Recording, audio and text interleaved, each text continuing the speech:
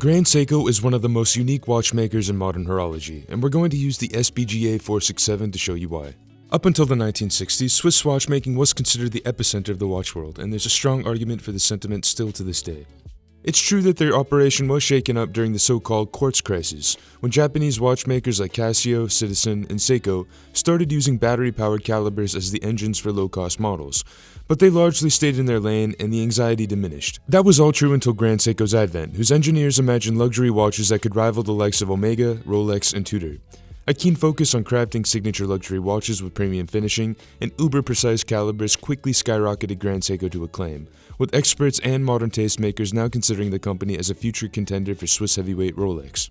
The SBGA467 itself was released in early 2022 as part of their Heritage Collection, embodying the same pure ethos as its original engineers instilled in Grand Seiko's very first offerings. So let's take a closer look. The web is awash with Rolex comparisons, and we won't spend time unpacking all of them, but we can certainly see how many come to this conclusion. The Grand Seiko SBGA467, yeah, we agree, they could have come up with a better name, is absolutely stunning upon first glance. As part of their Heritage Collection, keeping the original vision of purity alive and well, the SBGA467 is visibly packed with tradition, but backed up by the latest in watchmaking tech, namely the spring drive movement, which we'll get into in just a bit. The most obvious comparison is the Rolex Oyster Perpetual, as they're remarkably similar in design. The Oyster Perpetual, since its advent, has always blurred the line, or at least blended the best of the sports watch and dress watch subcategories, and the same holds true for the Grand Seiko SBGA467. It's certainly stunning enough to be dressed up, but its simplicity and jet black dial could also lend itself to casual use as well with the right wardrobe pairing.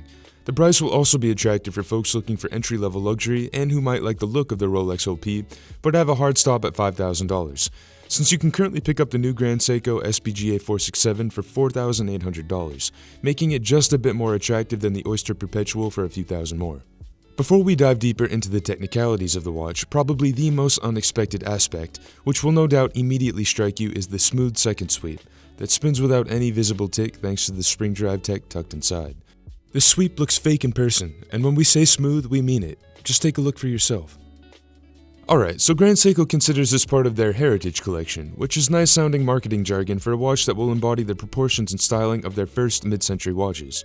They don't go so far as to say homages, but that's essentially the gist. The very first original 60s releases were quite small by today's standards, with 35mm cases, but the SBGA467 still carries over their essence, albeit in a modern manner. The SBGA467, or as the white dial version is commonly known as, the Snowflake, uses a larger 40mm case size, with a lug-to-lug of 46.6mm and a thickness of 12.3. On the wrist, the dimensions are extremely wearable, and the modest lug-to-lug keeps it really compact. Part of our own metrics for a great everyday wear watch is a case size of no more than 40mm, which qualifies the SBGA467. This is considered Grand Seiko's entry-level price point, but the finishing certainly stacks up against its costlier siblings. Across the stainless steel case, you'll find a few different finishes, namely brushed and high polished, but they alternate strategically. High polish for the fixed bezel and chamfered edges, and a vertical or straight brushing on the top surface of the lugs that extend into the fixed end link and then all the way into the bracelet itself.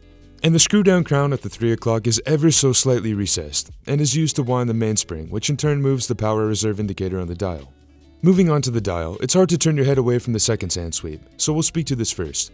The clean and unbroken sweep is a byproduct of the spring drive mechanism at the heart of the SBGA467's caliber. At this price tier, it's a fact that you won't find anything else like this.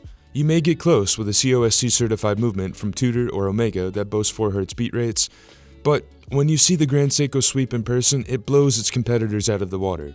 There's really no comparison, and Grand Seiko certainly wears the crown here. It's just completely mesmerizing to look at, and will have you transfixed, as it did for us. The glossy black dial background also provides the viewing experience with a high degree of depth, and you can see a crisp reflection of the second hand rotation under certain lighting conditions. The dual curved sapphire crystal with an internal anti-reflective coating appears virtually non-existent, akin to gallery glass used in the world's most prestigious art museums, and allows for an unrestricted view of the dial's details in virtually any lighting condition. Precision is a pillar of Grand Seiko's operation, and so naturally each applied element has been diamond cut to extremely rigid exacting standards, even down to the fragile lines of the power reserve indicator positioned between the 7 and 8 o'clock position, and the frame date window at the 3. What you won't find on the SBGA467 is lume, which, let's be honest, is a bit of a novelty for most folks anyways. Even the best lume in the industry, think Superluminova, fades rather quickly, and given the amount of time and effort Grand Seiko takes to craft these dials, lume would just detract. It's also clearly not a diver, so enough said. All in all, the dial composition is well balanced and uncluttered, and that's been a through line with their references since day one, so well-deserved points for consistency. If you're not here because of the SBGA467's knockout good looks, our second best guess is that you're here because of the spring drive, which makes the second sand sweep undeniably satisfying to the eye. The Grand Seiko SBGA467 uses the 9R65 caliber, and the spring drive mechanism is the heralding achievement that's been in development almost as long as Grand Seiko has been around. They filed the first patent in 1978. Essentially, the spring drive is hybrid technology that combines the framework of a mechanical caliber with the accuracy of a battery-powered quartz movement, for which regular Seiko are well known. Using only the power of the mainspring without any battery, the 9R65 swaps the traditional balance spring for an electronic speed regulating unit consisting of a generator, IC, and crystal oscillator. To produce its power, the generator converts the mainspring's unwinding into what is essentially electricity, which is then directly utilized by the IC and crystal oscillator. Here's where it gets a little complicated in terms of how the 9R65 achieves its marketed accuracy of ±1 second of deviation per day, so stick with us. Okay, so the IC or integrated circuit is where the quartz meets mechanical comparison comes into play, as the IC is essentially a small motherboard made up of transistors, resistors, and capacitors that regulate the speed of the glide wheel by engaging or disengaging a tiny electromagnetic brake. It also maintains precision through analyzing other electronic signals coming from the oscillator as well as a few other components, but that's essentially the gist. What's produced as a byproduct is 1. Extreme precision, unmatched by even the most well-constructed self-winding or fully mechanical COSC certified calibers that allow up to 5 seconds of deviation per day. 2, and most visibly, what you see when looking at the dial, that second sand sweep. And 3, a 72-hour or full 3-day power reserve. When folks make the Rolex comparison, it's the looks of course, but you're paying sub-Rolex prices for a true industry-leading technology unmatched even by much older Swiss heritage watchmakers, like Rolex themselves. The 20mm stainless steel 3-link bracelet is also a stunner and carries over the same vertical brushing and high polished accents as the main case. It comes outfitted with a simple branded push-button clasp and it gets the job done.